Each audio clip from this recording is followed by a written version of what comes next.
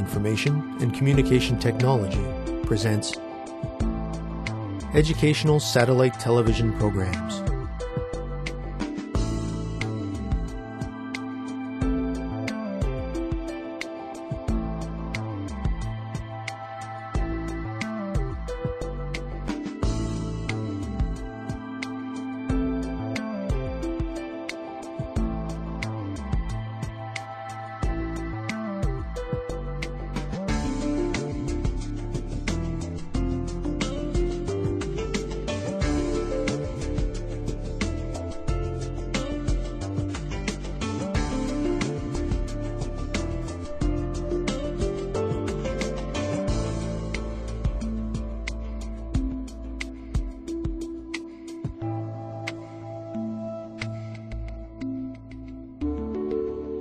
Hello, teacher. Hello, students. Welcome to today's lesson on osmosis. In our last lesson, we learned about diffusion. We learned how diffusion works across a semi-permeable cell membrane. We discussed how concentration and temperature affect diffusion. Also, we talked about how the cell adapts to make the process more efficient. Today, we will learn about osmosis. We will describe the process and we will demonstrate the occurrence of osmosis using potato cups. Are you ready to begin, students? As we have learned, diffusion is the process of particles moving from an area of high concentration to an area of low concentration. Since the membrane only lets in some of the particles, it is known as partially permeable.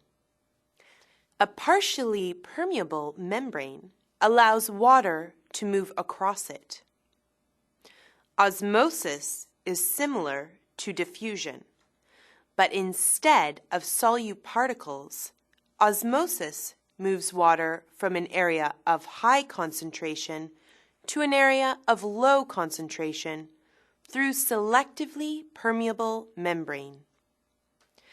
Osmosis is also a passive process, which means that no energy is required for it to occur. Solutions inside the cell are separated from those outside the cell by the cell membrane. A cell is essentially a solution inside a partially permeable casing, known as the cell membrane. Solutions are a mixture of solutes and solvents. A solvent is the liquid in which a solute is dissolved. A solute is a chemical that is dissolved in a solvent. Let us use the example of sugar-water solution. Sugar is the solute and water is the solvent. A dilute solution of sugar would contain a high concentration of water and a low concentration of sugar. A concentrated solution of sugar would contain a low concentration of water and a high concentration of sugar. The cell contains a concentrated solution of salts and sugars. In the cell, water moves from a dilute solution or from an area of high concentration of water particles to a less concentrated area across the membrane.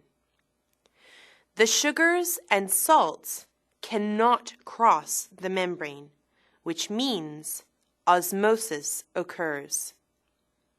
Students, let us do an activity to review what we have just learned. Determine if the following statements are true or false. Students, let's get ready. Begin.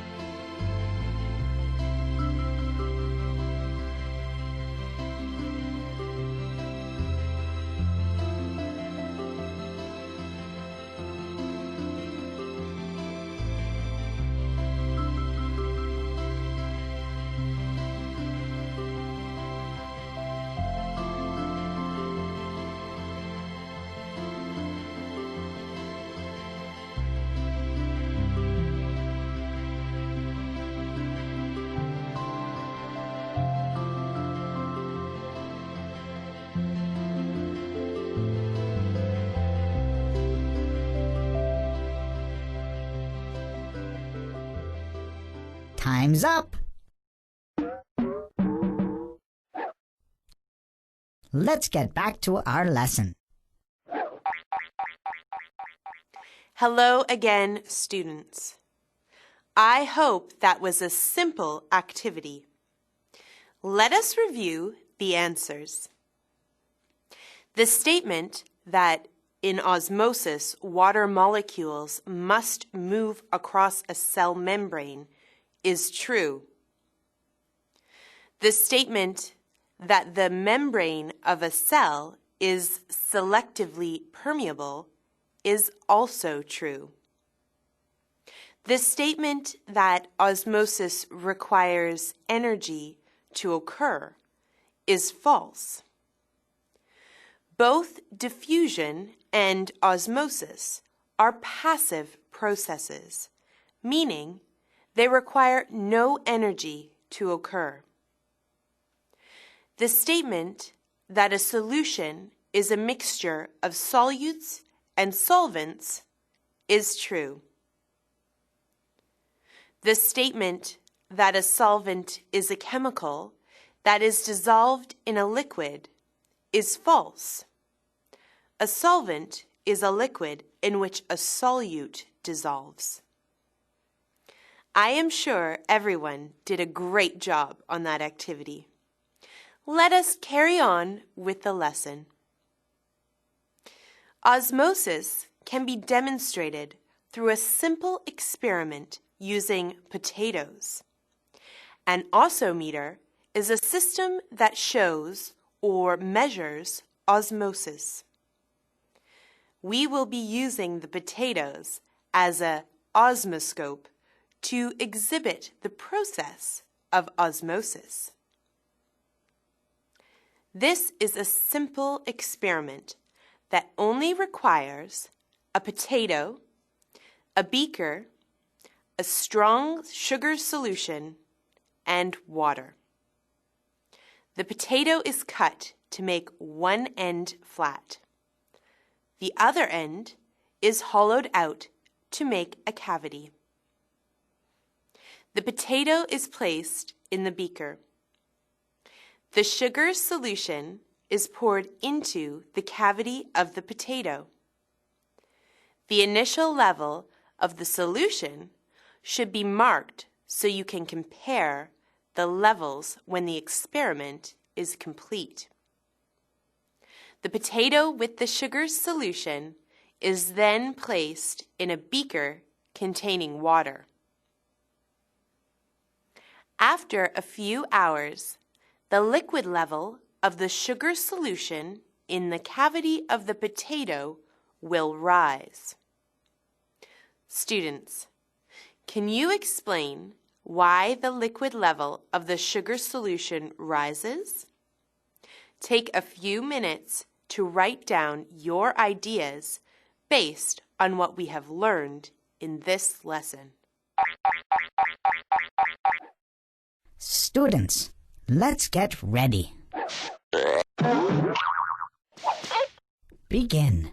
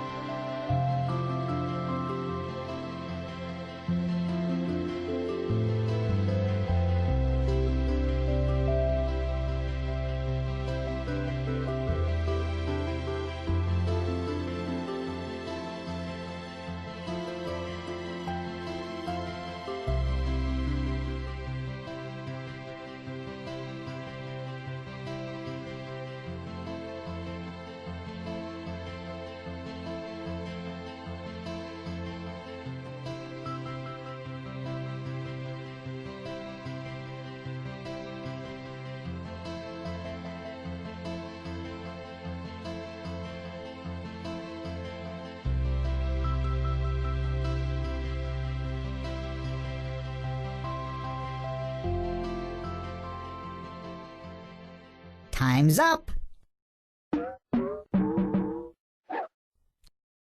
Let's get back to our lesson. Welcome back, students. How did you do? The sugar solution level rises because of osmosis. The movement of the water molecules towards the higher concentration solution through a membrane is the process of osmosis. The potato cell membrane acts as the semi-permeable membrane. Did you write down a similar answer? If so, great job. It is also important to note that by varying the strength of the sugar solution used in the experiment, you can investigate how the strength of the solution affects the rate of osmosis. This brings us to the end of our lesson.